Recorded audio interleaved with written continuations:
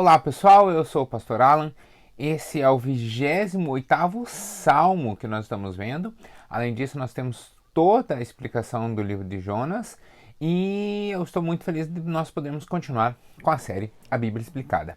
Então hoje nós vamos ver mais um salmo, é um salmo bastante interessante, Salmo de Davi, e aqui nós vamos ver inclusive algumas curiosidades de tradução. Vamos para o texto?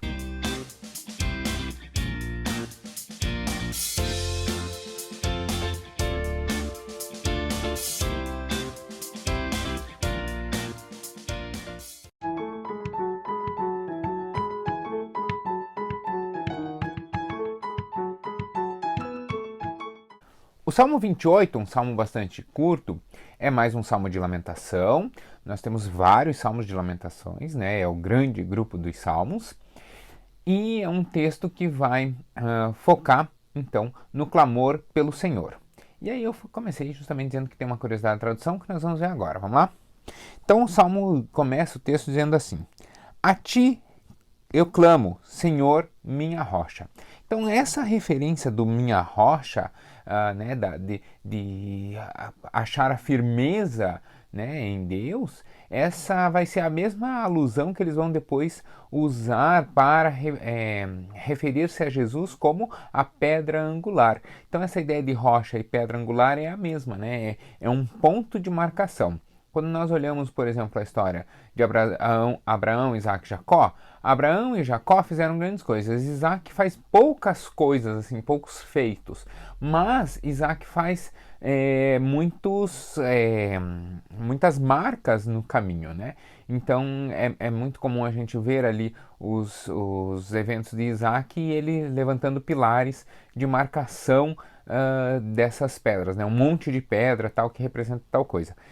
São essas rochas de lembrança que o salmista vai lembrar aqui, né? E por isso, justamente por ele dizer que a confiança dele está no Senhor, então ele clama: não fique indiferente comigo. Se permaneceres calado, serei como os que descem a cova. E aí aqui eu falei da tradução, a gente já vê isso no primeiro versículo, né? Essa cova é uma eleição do tradutor, tá? Por que eu estou dizendo isso? Porque o termo usado aqui é ao buraco. Mas qual buraco? Pode ser o buraco de uma armadilha, pode ser o buraco de uma fenda, né, onde alguém cai ali e fique preso, pode ser inclusive o buraco da sepultura. Então, como é um salmo de lamentação, em que ele está expondo a dor, em que ele está expondo o seu problema, em que ele está expondo sua tristeza e o seu clamor, que nós vamos ver daqui a pouquinho para frente sobre o que ele está falando. Então, como ele está expondo ali a sua tristeza, o tradutor escolheu para essa precisão, né, para dar essa ênfase, a palavra cova. Quando, na verdade, a palavra mais específica, que é a tradução mais específica, seria buraco. Mas buraco para quê? O buraco pode ser para uma armadilha, né? Pode ser para um buraco natural, que aí ser ali uma armadilha natural, mas pode ser também um buraco cavado, né? E aí uma armadilha pensada, então para a captura ou para, aqui no exemplo, a cova em si. Então, o tradutor aqui foi mais enfático, trazendo a morte ao elemento, mas ele também pode trazer aqui a ideia de estar enfrentando perigo.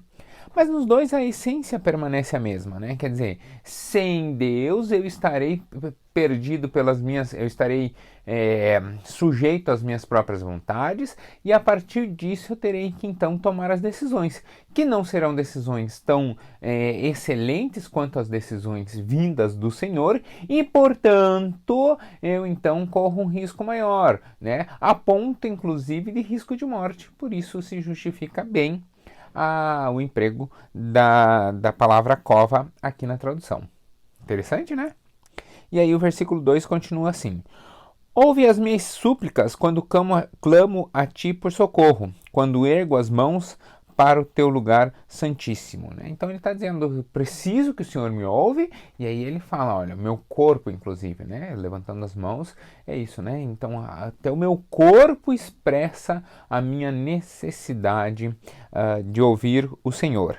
E aí ele vem então clamar pela misericórdia.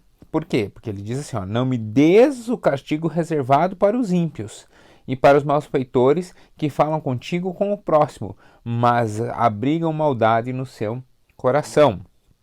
Retribui-lhes conforme os teus atos, conforme as tuas más obras. Retribui-lhes conforme as suas más obras. Retribui-lhes o que as suas mãos têm feito e dá-lhes o que merecem.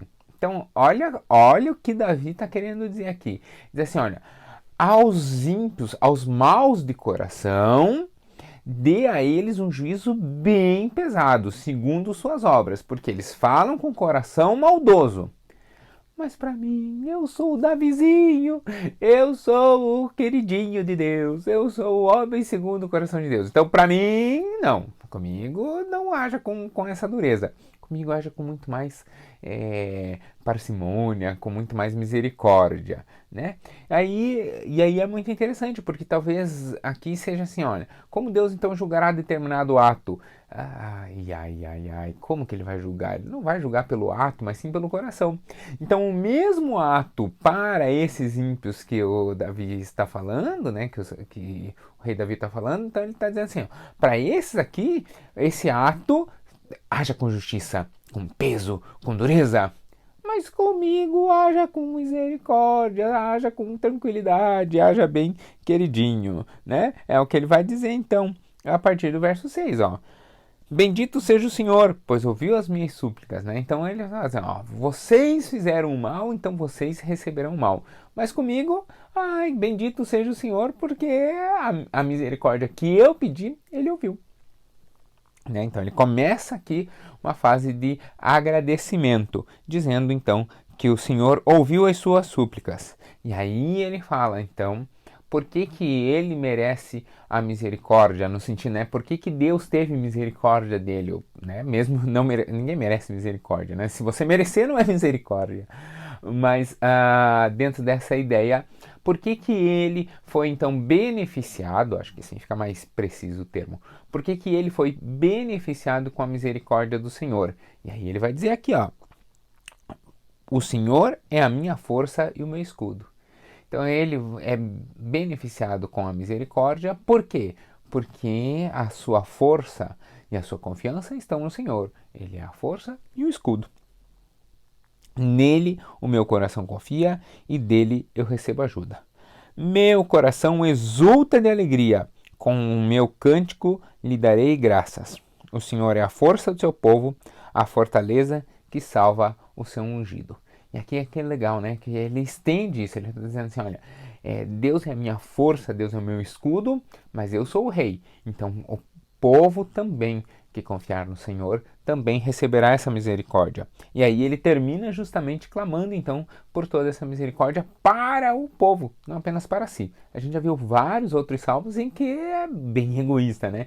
É Davi rasgando o seu coração para as causas dele mesmo frente a Deus. Aqui não, aqui ele está sendo bem mais rei, né? Ao dizer então que, versículo 9, salva o teu povo e abençoa a tua herança. Cuida deles como seu pastor e conduze-os para sempre. Que essa seja efetivamente a verdade de Deus no seu coração. Que Deus sempre seja a sua rocha, Deus sempre seja o seu escudo, Deus sempre seja a sua fortaleza. Que Deus abençoe a sua vida, que Deus abençoe a sua herança ou a sua descendência e que Deus salve e cuide de você como um bom pastor que ele efetivamente é. Por isso que Jesus inclusive fala, né? Eu sou o bom pastor e as ovelhas me reconhecem pelo som da minha voz. Que a voz de Cristo seja audível sobre a sua vida. E aí eu encerro assim o estudo do Salmo 28, agradecendo a Deus pela sua audiência, por você ter nos acompanhado até aqui e pedindo que você me ajude a fazer o canal crescer, a fazer a série ter mais relevância. Então curte essa mensagem, deixa um comentário, se inscreve no canal, manda para os seus amigos para a gente chegar a mais gente ainda, tá bom? Deus abençoe. Tchau, tchau.